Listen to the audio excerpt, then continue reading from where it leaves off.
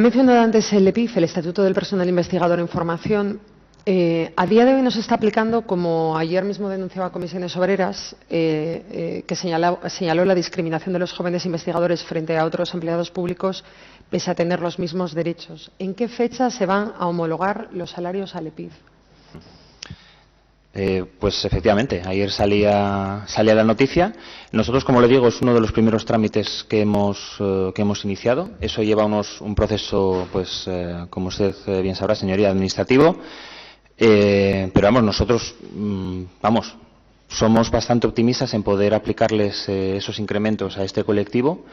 Si no hay ningún tipo de imprevisto a lo largo de este año y con carácter retroactivo, que es el que marca la aplicación de este estatuto.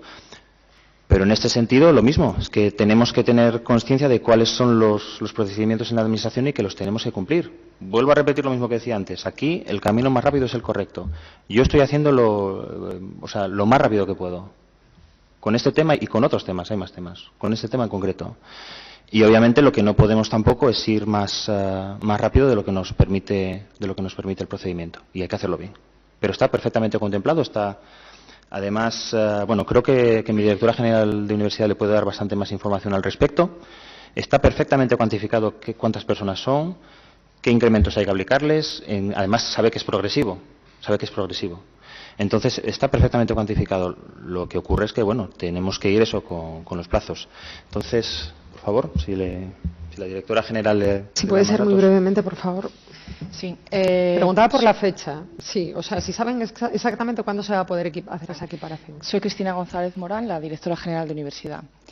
Bueno, aquí, gracias por la pregunta. Me gustaría aclarar que hay dos aspectos que reclaman los becarios pre y predoctorales. Uno es la subida salarial de los empleados públicos y otra es, como bien menciona, el EPIF. Entonces, en el caso de la consejería, nosotros asumimos el EPIF, porque es personal investigador en formación, y en la parte que nos corresponde, pues estamos hablando de los contratos Severo Ochoa.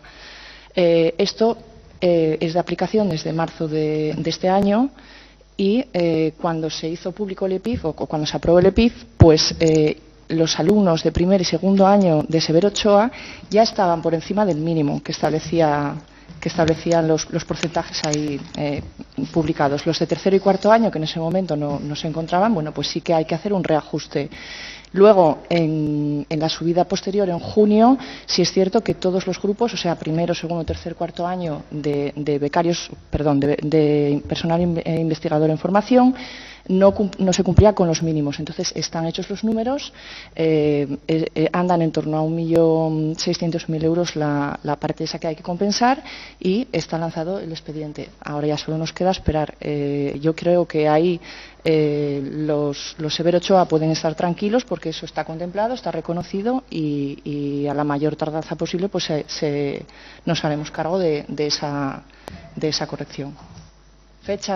Una fecha exacta es muy difícil de dar ahora mismo, pero probablemente a finales de este año, principios de 2020, se podrá ya pagar con carácter retroactivo todo eso.